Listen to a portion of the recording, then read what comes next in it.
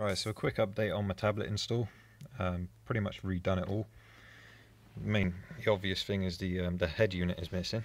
So I'll cover what I've done here. Essentially, all this is contained, screwed down, not going to move anywhere. This airbag cover can be replaced because obviously I can just pull back, that's no problem. So blank that off yet again so you won't see any of this. But at the moment, I've still got this 12 volt to 5 volt step down converter, which has got the 4 USB outputs. So I've got the tablet, I've got a wire going up to the camera, I've got the wire going to the Bluetooth, GPS 10 Hz, and a spare one which I've got going down to my new USB and auxiliary compartment thing there. So that's power, and then obviously auxiliaries and input for the stereo, or the amp I should say. So still the same 4-port switchable USB 3 hub, which one of the inputs I've extended the switch down to my new board here, and that is for the megasquirt ECU. So essentially, if you're not within the app, I can just turn on the megasquirt and it'll bring up the app without me even touching the tablet, sort of thing. Just makes it handy because it won't recognise the megasquirt on the first click of the key. So what was happening before is I'd fire up the first click of the key, it would recognise the USB's plugged in, so it would load the app, but it wouldn't actually show anything on the ECU until you get to the ignition stage. So I've completely redone this. It works for me. Most people don't like the idea of switches, but whatever. So the 4-port hub, it's got the megasquirt at the moment, it's got the USB sound card, which has got the sound coming from the tablet, so that's going to the hub, and then the hub's got a USB sound card plugged in, which is 3.5mm jack on the back of it, which then goes to one of the RCA ports on the new bare bones amplifier, which has just got two RCA ports, so you can select between them. There's a little selector button here, which I still need to run off and do. Quite handy that the airbag cover has actually got these slots in, which that fits perfectly. Once you've that's a pretty tight fit. Once you thread the wire underneath, that little plug houses in there. For the time being, that's going to make do, because I leave it at 1 volume and that's it. But these will be extended off, and if I can't figure out this launch control button, then it'll probably live there, a little volume knob. But the idea was to use this down here. I'll just go to these two, so I'll have the input selector and the volume knob there. Last but not least is the Bluetooth GPS, same as always. I think I've said that already, but the ground loop noise isolation unit is plugged in, and that's basically runs in line to the tablet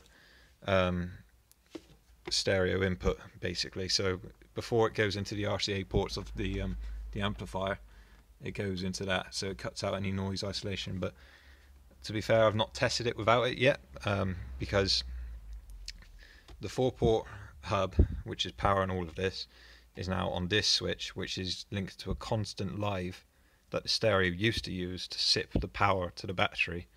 The head unit itself has the voltage regulation and stuff, so it doesn't actually constantly sap 12 volt at the full ampage. So that is just a normal 12 volt constant wire. A lot of blown fuses happened when I was trying to wire that switch up, but that's all correct now. So it's an illuminated switch that brings on the power to the 4-port, which then obviously when the 4-port step down powers, there's a 5 volt output which goes to the hub, which then powers the hub and all the rest of it. So that's all linked together. That's all pretty bog standard stuff, just been replaced, so nothing happens when I turn the key. At the moment, first click, I've got the amp wired to ignition, so the sound is going to come on. There you go. That's first click. This is no problem at the moment. That blue LED is ridiculously bright, so I've had to bury it. Again, I'm not going to see that once it's all run off, but that is sound from that. So if I just what we got here, that's the next new thing there. I'm not going to show you it too closely because I made an absolute mess of cutting the hole, but that is a USB port that I've extended, and that's the data port there, so that's got all the music on that pen drive. So the moment. Just cover one of the inputs so I don't have to mess around later. Oh, perfect. Well, I would show you this input. Basically, that's just a normal 3.5 input for phones. I'm obviously recording on my phone, so I can't show you that. So, I can leave it on first click, actually. So, this is 12 volt constant power, so what this switch does now is wakes the tablet up, much like it did before. And then all I wait for is stick mount to mount. Change input back. So, as long as I've got it mounted, there you go. As long as I've got it mounted, then it works. Go into power amp app. Some of these albums don't have, I said you can select between albums up and down on this app, which is quite handy. But some of the albums don't have album artwork. The only issue I've got with this at the moment is stick mount, which is mounting the USB drive and stuff.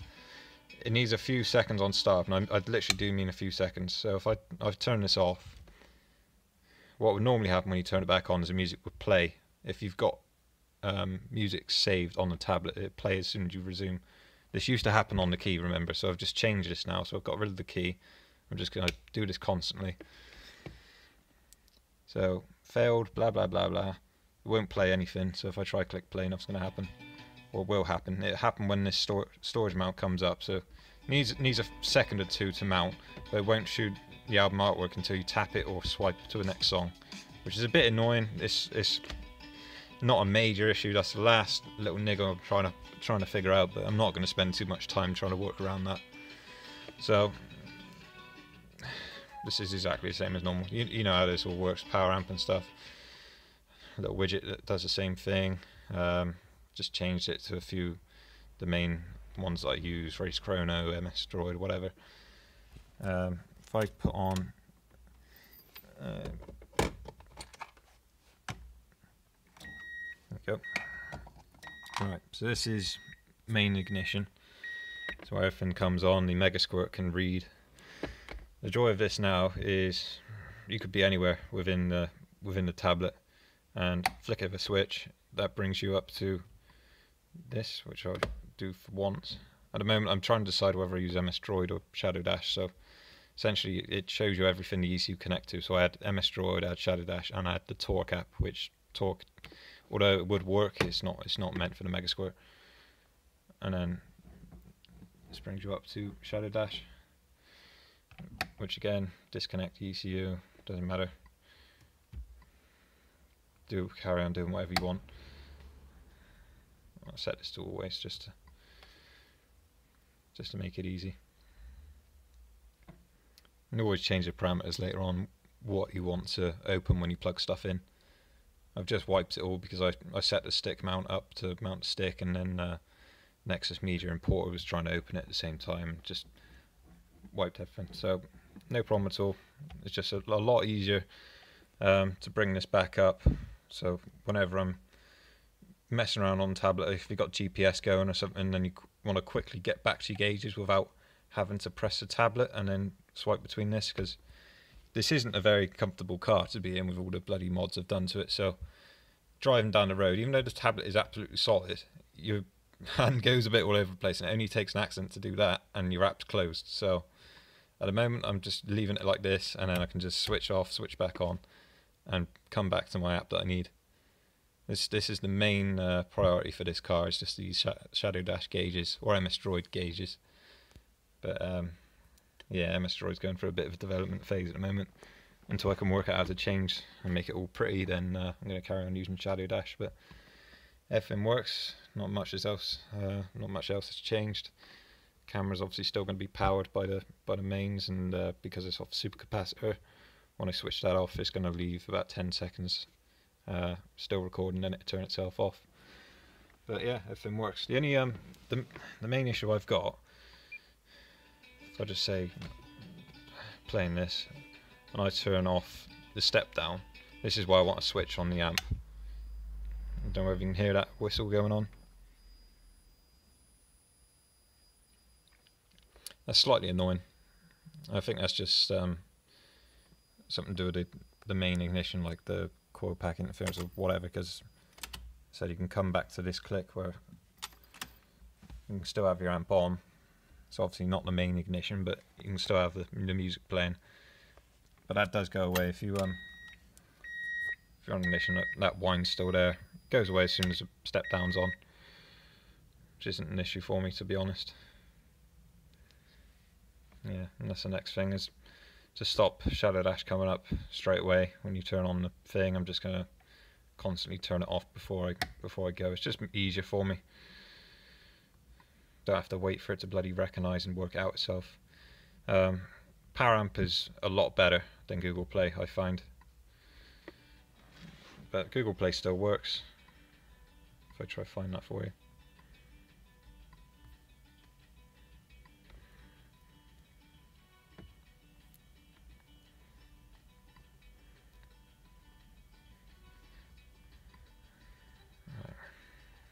So Google Play can see the albums on the USB stick as well. So that's one of them. So this is playing off the USB stick, and it'd be much the same. That I'm really going to fix that. I think I'm going to make use of this switch and just put it onto the amplifier. So this is the same. It won't play. Blah blah blah. It'll keep giving you an error message until it connects, which now is connected, and now it'll play. It's just one of those things. Minor annoyance, but it doesn't matter. The next thing is obviously, because if you're using multiple music, if I'm using play music, I've got different settings.